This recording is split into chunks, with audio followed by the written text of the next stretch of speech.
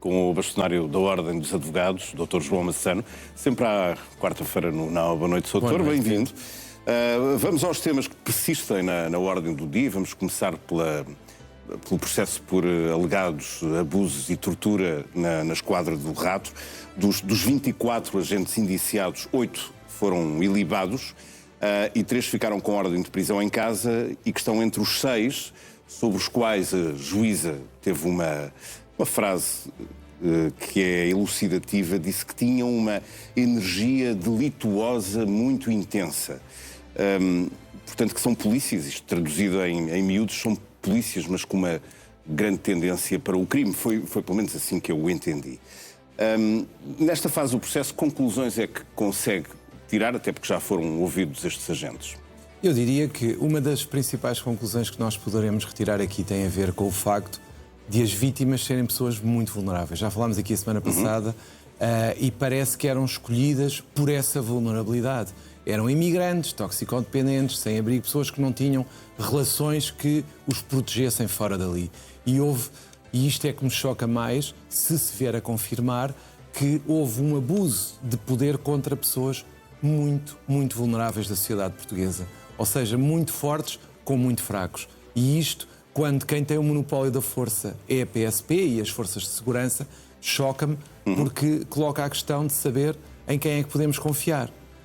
Eu diria que nunca como com este caso a instituição esteve em causa e aí tenho que realçar a posição do Presidente do Sindicato, que veio dizer que isto não é aceitável. Do Sindicato dos Oficiais. Do Sindicato dos Oficiais, o Bruno Pereira, que veio dizer que, de facto, esta situação não é aceitável. Sim. O que eu acho é que nós temos que retirar daqui, primeiro, que é preciso haver uma fiscalização, um controle destas situações. Isto não pode voltar a acontecer.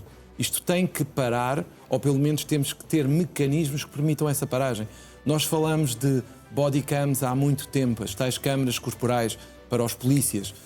Sim, e que servem também para proteger alegadas vítimas, como aconteceria certamente neste caso. Já agora, e pegando nas palavras deste responsável pelo Sindicato dos Oficiais da PSP, ele dizia estar muito preocupado com a marca que este caso iria deixar, obviamente, na polícia, mas disse também encontrar na falta de chefias intermédias uma das causas, porque referiu que, pelos vistos, há subcomissários ou comissários que têm à sua responsabilidade 2 ou 3 esquadras ao mesmo tempo. Mas também, enfim, foi o que eu pensei, porque estes polícias que estão visados ou que são visados por este processo passaram, muitos deles são polícias até já com uma longa experiência. Tiveram formação.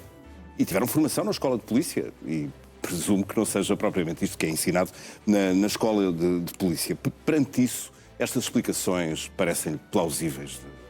Faltam chefias na PSP, que é apenas essa a causa. Eu acho que não é só essa a causa, obviamente. Acho que, obviamente, quem faz a confirmarem-se os atos que estão descritos, que nós já lemos, eu diria que é gravíssimo. Como é que alguém tem que ser uma mente doente que faz aquelas coisas? Não pode ser uma pessoa que está no seu estado saudável e normal.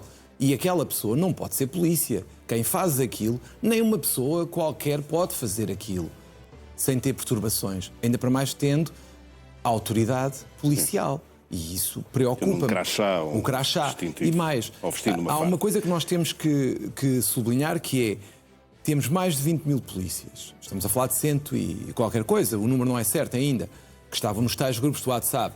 Mas é preciso sublinhar que não podemos generalizar e dizer que a polícia é toda assim. E isso é muito importante que se diga. Mas a própria polícia, neste momento, se quer recuperar a sua credibilidade, tem que ter medidas eficazes de repressão deste tipo de situações e de prevenção. Eu acho que temos que ponderar como é que vamos impedir que isto aconteça. E não é só os bodycams, é também a questão de haver ou não haver câmaras nestes centros de detenção, como aquele onde ocorreu tudo isto. Eu acho que para a própria proteção dos polícias e das vítimas, obviamente, tem que haver este tipo de fiscalização. As chefias, é óbvio que se o Bruno Pereira o diz, eu acredito que havendo chefias intermédias que possam controlar, porque estamos a falar de situações que decorreram durante um largo período de tempo e isso é que é preocupante. Houve trocas de imagens, houve trocas de vídeos em grupos de WhatsApp com muitos polícias e isto demorou meses até parar. E isso é que nos deve fazer pensar ainda mais como é que é possível. Será que as FIAs evitariam isto? Ninguém sabe. Vamos para outro tema, Sr. Bastonário.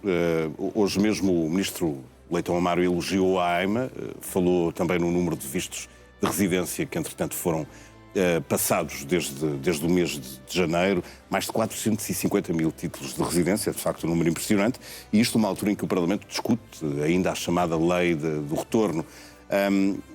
Mas vamos por partes. Primeiro a AIMA e um caso particular no Porto, em que a delegação da agência limitou a 10 o número de advogados que podem ser atendidos por dia.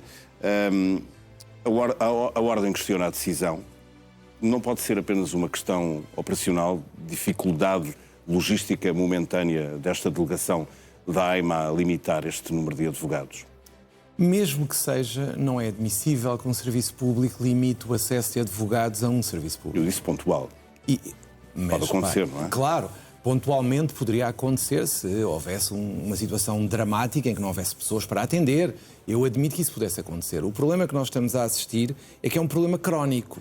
Os problemas de atendimento na AIMA, infelizmente, ainda não foram resolvidos. Portanto, considera que a AIMA o fez de uma forma propositada? Mas com que intenção? Eu acho que... Eu gostava de saber, nós temos estado em contacto com a AIMA e estamos, acredito, a procurar uma solução e acredito que a vamos encontrar. Agora, não posso aceitar, enquanto bastonário, que isto seja feito desta forma, com limitação a senhas. Primeiro, isso não é digno. Segundo, dizer que só pode ser num determinado horário. Isto não se faz. Não é assim que se faz. Os advogados têm que fazer o seu trabalho e não podem ter este tipo de limitação, e eu acredito que ele vai acabar. Até porque há boa vontade, mas muitas das vezes os serviços têm regras próprias e formas próprias de funcionar que às vezes até as próprias FIAs têm dificuldade em controlar, e eu acredito que seja o caso e que isto se vai resolver, porque senão a Ordem tem que tomar ainda medidas e tem que, naturalmente, denunciar de outra forma a situação, porque isto não pode continuar. Vamos aguardar quanto à lei do retorno, que está envolta em polémica, porque é mais dura nas detenções e também nas expulsões dos imigrantes do que a legislação atual. O próprio Ministério Público diz que a lei tem o seu destino traçado no Tribunal Constitucional.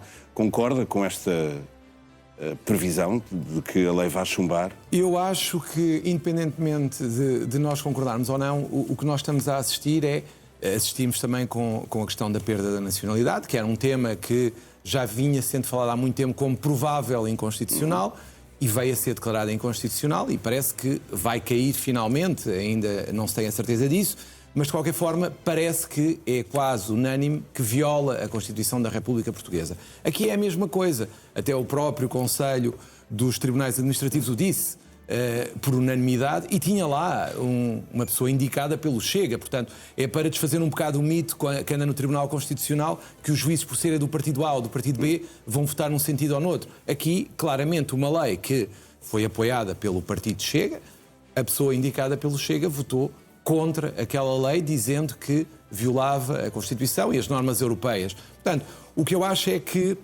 o que está aqui em causa pode, efetivamente, vir a colocar em causa normas constitucionais e até normas da Comunidade Europeia.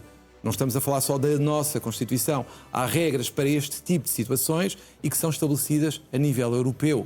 E parece-me, segundo o que tenho lido, e os argumentos têm vindo a público, parece-me que, pelo menos, deverá levantar-se a questão da constitucionalidade se ela vier a ser aprovada. Isso parece-me óbvio, até para evitar futuros problemas em tribunal. Mais vale resolver logo o problema. Aí não vale a pena perder tempo. Na ordem do dia continua o pagamento de honorários aos advogados oficiosos, que é feito pelo Ministério da Justiça, mas só quando estes casos transitam em julgado e, enfim, como nós sabemos, isso pode demorar bastante tempo, sobretudo em alguns processos. Há poucas semanas, a juíza do caso BES considerou inconstitucional esta norma, que prevê precisamente estes pagamentos feitos desta forma, e até porque neste processo havia advogados sem receber, um desde 2021, o outro desde 2024. Daqui em diante, é assim que se resolvem estes casos, como pagando de que forma a estes advogados oficiosos? Eu quero acreditar, porque houve um anúncio da Sra. Ministra da Justiça, que esse tipo de processo iria passar a ter pagamentos faseados e que os advogados iriam receber por atos de acordo com a periodicidade que vier a ser estabelecida e que essas situações vão acabar. É uma reação que eu aplaudo relativamente à decisão da senhora magistrada do BES e espero que se venha a concretizar, porque de facto os pagamentos faseados são mais do que justos e fazem sentido em todos os processos, não só nos mega. E acho que quando olhamos para isto, nós temos que pensar que há investimento durante anos sem receber um cêntimo. Isto não é justo e acho que estamos no bom caminho para acabar. Não sei se este era o caso mais flagrante, um advogado que trabalha num processo desde 2021 e que ainda não tinha infelizmente há muitos casos assim. de pagamento. Infelizmente há muitos casos assim. Vamos para o último tema. Eu escolhi a entrevista dada ontem ao Observador pelo diretor do TCAP, Rui Cardoso, em que ele fala da Operação Marquês. Diz que pelos tribunais do país já há arguidos a seguir a mesma tática de José Sócrates, com a renúncia de advogados uns atrás dos outros, e questiona a ordem se já há sanções disciplinares para estes advogados que recusaram seguir com os seus argumentos. Eu acho que essa questão é importante e tem vindo a ser muito falada, nomeadamente dizendo que a Ordem tem que punir disciplinarmente, tem que aplicar sanções aos advogados. E não tem? A Ordem, se entender que existe uma infração disciplinar, terá que aplicar essa sanção. Em primeiro lugar, eu presido ao órgão executivo e nós temos órgãos disciplinares para fazer a aplicação dessas sanções que têm autonomia. Esse é o primeiro ponto que eu gostava de explicar. O segundo ponto é: nós estamos a olhar para este processo marquês, que até chegar a um julgamento passaram mais de 10 anos, quando começaram a ver as tais renúncias, etc. E nós estamos a focar-nos só numa pequena parte do que aconteceu. Ora, quando nós queremos dizer que o problema do processo marquês e das eventuais prescrições depende das renúncias dos advogados, nós estamos a mascarar uma realidade. Nós estamos a ignorar tudo o que se passou anteriormente. Eu defendo, e já defendi até aqui, as normas disciplinares dos advogados têm que mudar. Têm que mudar. Os processos disciplinares têm que ser mais rápidos, tem que haver a possibilidade de suspensões preventivas em casos muito graves, mas isto não vai resolver os problemas sozinho. Tem que ser acompanhado de medidas que façam com que a investigação ande mais depressa, a instrução ande mais depressa e tudo ande mais depressa. E dou-lhe um exemplo também, só para chocar os espectadores, que tem a ver que uma pessoa, por exemplo, que seja, aliás o NAU deu esse caso, que seja afastada de uma outra ordem, como a Ordem dos Solicitadores ou Agentes de Execução ou da Magistratura, se já tiver sido advogada, pode levantar a suspensão da cédula profissional e entrar sem qualquer problema na Ordem dos Advogados, sem que a Ordem possa fazer uma apreciação de idoneidade. Ou seja, se a pessoa pode ou não ser advogado. Sim. E isso demora 8 anos até chegar ao fim, em princípio. De qualquer forma, não queria deixar passar, sobretudo aquilo que foi dito pelo Procurador Rui Cardoso, que a sobrevivência, diz ele, do sistema processual penal está a ser posta em causa com este esquema do processo marquês e que a responsabilidade é da Ordem, porque, enfim, isto sou eu a traduzir o que ele diz. Claro. O Sr. Bastonário está a ser brando e devia passar uma mensagem clara de que isto não é admissível em qualquer circunstância. Uma renúncia para impedir que um processo chegue ao fim, se vier a comprovar-se que esse é o objetivo, não pode ser aceitável. Não pode.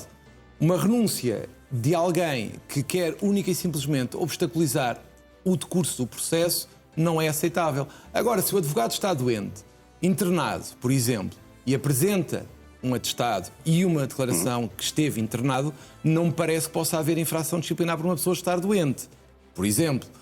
Mas eu sou o primeiro a defender que temos que arranjar uma solução. Eu propus a lista de suplentes para que os processos não parem. Eu, enquanto bastonário, e o meu Conselho Geral propusemos isso.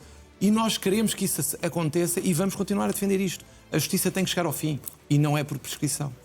Mas vamos aguardar também pelas punições Claro que sim. da Ordem. E se houver matéria disciplinar, elas vão acontecer seguramente.